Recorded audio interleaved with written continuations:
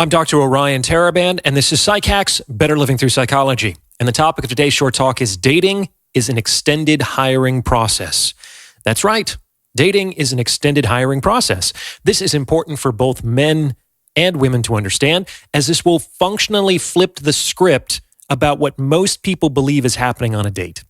Among other things, this understanding should help men assume greater confidence in their role in the courtship process, and it should help women increase their chances of actually getting what they want.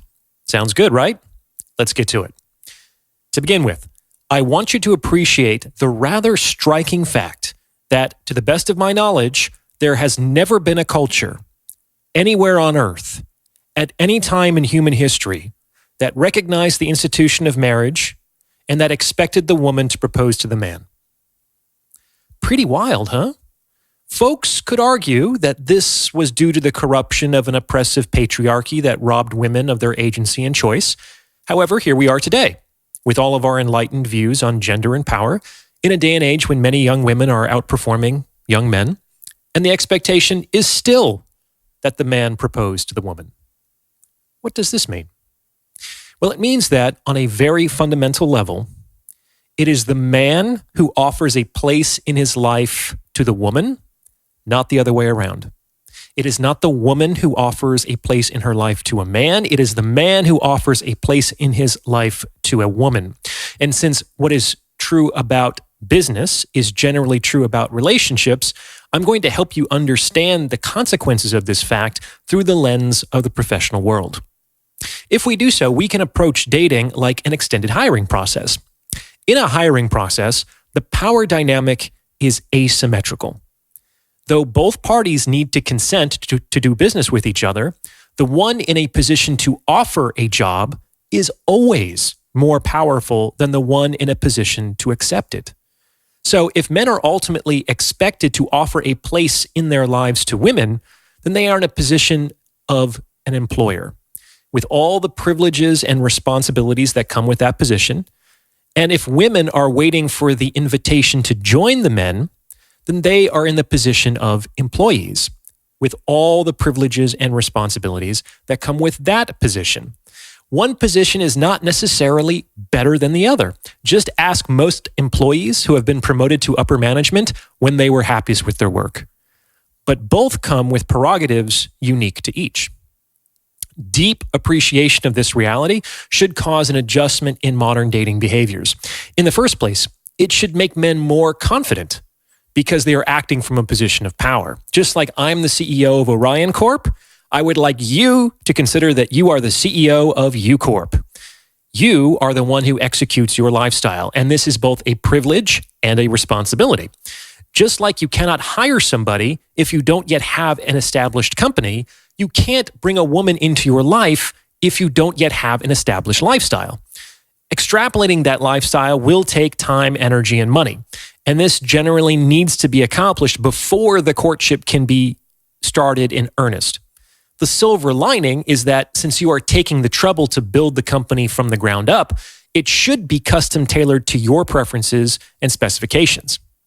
Now, before I go any further, if you're liking what you're hearing, then please consider sending this video to someone who might benefit from its message, because it's word of mouth referrals like this that really help to make the channel grow. And you can also hit the super thanks button. That's the 3 little dots in the lower right-hand corner, and tip me in proportion to the value that you feel that you've derived from this episode. Thank you for your support. It makes all this happen.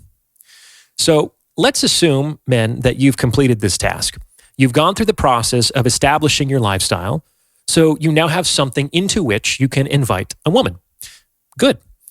What happens next? Well, when a company wants to hire someone, what does it do?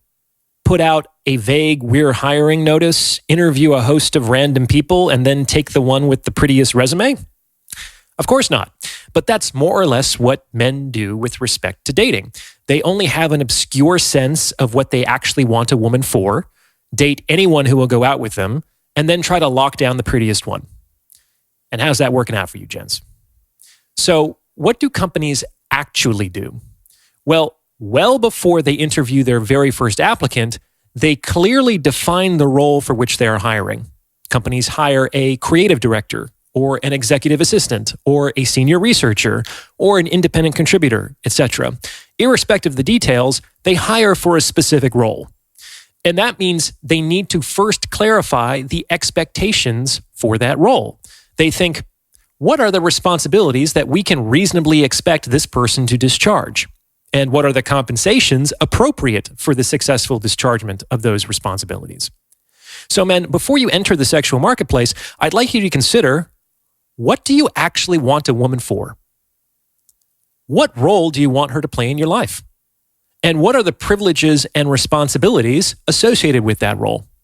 Remember, you're going to be inviting her into your life. So it's important for you to consider where exactly she's going to go and what exactly she's going to be doing there.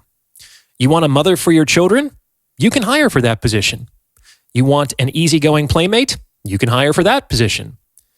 But any given applicant probably won't be equally qualified for both positions. This is because different skill sets are relevant to different roles.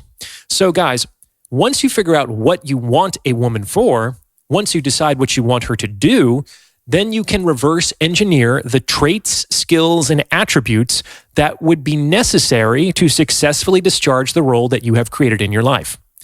Defining these prerequisites before you interview will give you the criteria with which to appropriately screen your applicants. Want a mother for your children? Then you probably want somebody kind, patient, loving, and youthful. Want an easygoing playmate? Then you should consider someone fun, sensual, attractive, and independent. Establishing these criteria ahead of time will prevent you from hiring a playmate when you really want a mother, and vice versa. It will also help you to focus on role essential attributes and reduce the likelihood that you might become misled by role peripheral distractors. Now, once the role has been defined and the criteria have been established, men are ready to enter into the sexual marketplace. Having completed these tasks beforehand, dating becomes something very different. That is, dating becomes an extended hiring process. It is the means by which men determine whether a particular woman is a qualified applicant for the position he has created in his life.